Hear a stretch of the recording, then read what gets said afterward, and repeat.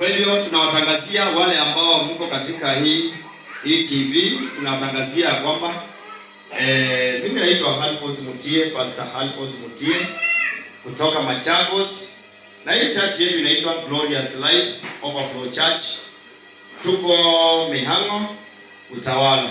Kwa hivyo tuko karibu na Boston High School opposite PCA Mihang'o, PCA Mwihoko.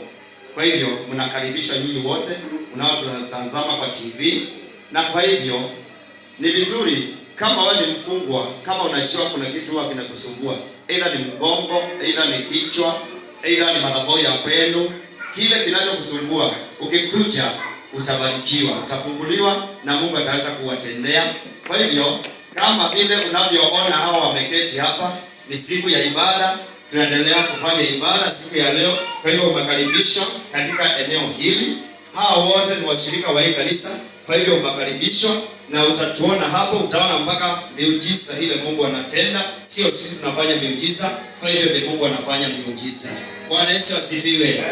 Kwa hivyo nataka twende direct katika neno, katika Isaiah 43 verse 19. Haraka Isaiah 43 verse 19. Twende haraka.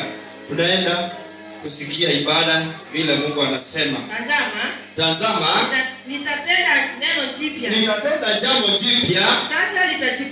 Sasa litatipuka. Bwana Yesu asifiwe. Tazama, nitatenda jambo jipya na sasa litalipuka. Bwana Yesu asifiwe. Litalipuka. Bwana Yesu asifiwe. Kwa hivyo Mungu anavyotenda, watajua Mungu ameshatenda. Bwana Yesu asifiwe. Mungu akianza kukutendea, akianza kukuinua, watajua huyu mtu ametendewa. Bwana Yesu asifiwe.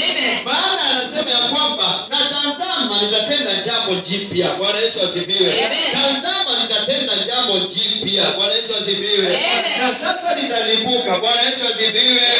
Haleluya. Bwana Yesu asifiwe. Wapi shangwe? Haleluya. Mungu anatenda jambo jipya katika maisha yako. Anatenda jambo jipya kwa sababu unamwabudu. Bwana Yesu asifiwe. Lakini kama haumjui basi hawezi akatenda. Bwana Yesu asifiwe.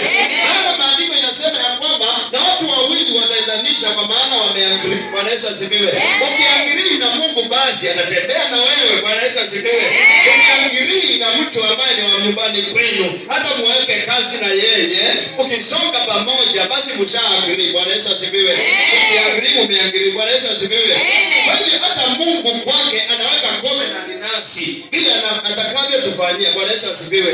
Tukimwabudu sio kukande. Bwana Yesu asifiwe. Kufanya kazi. Bwana Yesu asifiwe. Tumeitwa ili tufanyie Mungu kazi. Bwana Yesu asifiwe. Akianatenda jambo jipya na sasa litalipuka. Bwana Yesu asifiwe. Ndio maana tuko hapa tukimwabudu. Bwana Yesu asifiwe. Ikiwa uko na shida ya magonjwa, ikiwa uko na shida katika ndoa, Mungu anatenda jambo jipya. Bwana Yesu asifiwe.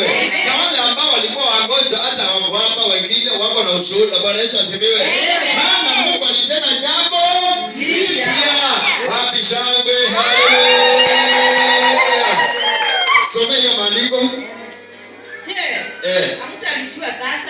Hamtalijua sasa mnaulizwa. Nitafanya njia hata jangwani. Nitafanya njia hata jangwani. Bwana Yesu asifiwe. Nitafanya njia hata jangwani. Bwana Yesu asifiwe. Maybe ulikuwa unazunguka bila kazi. Bwana Yesu asifiwe. Maybe ulikuwa unazunguka na ujui kama uko na kipaji ndani yako. Bwana Yesu asifiwe. Hiyo jambo jipya litafanyika. Bwana Yesu asifiwe. Ili ujulikane ya kwamba wewe unaabudu Mungu aliye hai. Bwana Yesu asifiwe. Maana Mungu lazima anaonyesha watu wake njia. Bwana Yesu asifiwe. Lazima utaabudu Mungu aonekane ndani yako. Bwana Yesu asifiwe. Because alisema I will manifest in you. Bwana Yesu asifiwe. Atajionyesha ndani yako. Bwana Yesu asifiwe. Akianza kufanya jambo jipya ndani yako, watakaa kando wajiulize, huyu ni ule kweli? Bwana Yesu asifiwe. Huyu ni ule tu alikuwa anatembea ili akiamka anaamkia anauma barabarani. Bwana Yesu asifiwe. Sababu mgongo inafanya nini? Inauma. Bwana Yesu asifiwe. Watauliza wewe ndiye alikuwa anatembea na mkamkwaje? Bwana Yesu asifiwe. Sababu yeye amekuwa mgonjwa kwa miaka. Bwana Yesu asifiwe. Lakini sasa kwa sababu jambo jipya limefanyika, basi wataulizana ni yeye kweli? Bwana Yesu asifiwe. Kama wengine hapa walikuwa tasa. Bwana Yesu asifiwe. Wakati niliitisha mtoto kutoka mbinguni, maana maandiko yanasema ya kwamba furahia hewe uliye tasa. Maana watoto wako ni wengi duniani. Bwana Yesu asifiwe. Wakati nilimwombea nikaambia Mungu, sasa huyu si tasa, mpatie mtoto. Bwana Yesu asifiwe. Na mtoto akapatikana. Bwana Yesu asifiwe. Yesu ni ushuhuda. Bwana Yesu asifiwe. Yesu ni ushuhuda.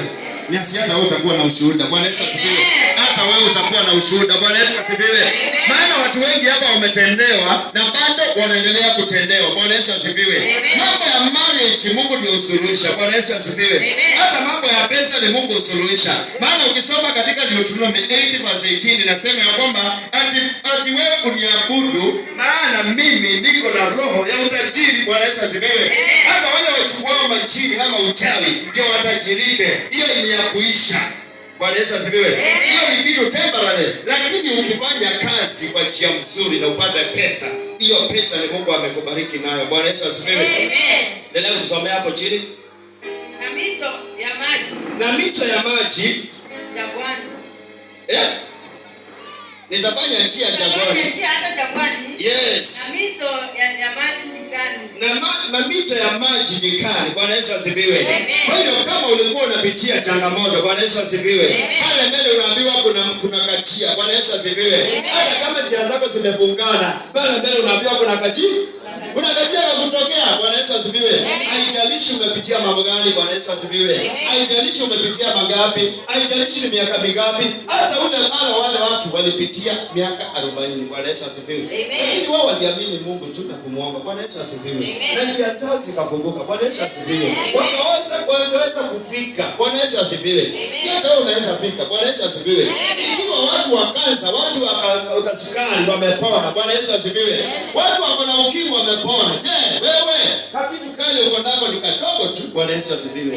Haijalishi unapitia mambo gani. Bwana Yesu asifiwe. Hebu tusomee, endelea.